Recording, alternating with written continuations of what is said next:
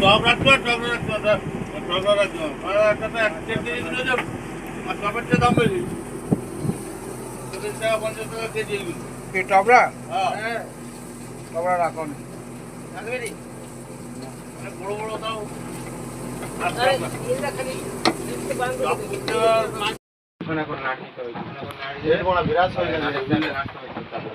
খুলে দিই আর আছে তো এই দিই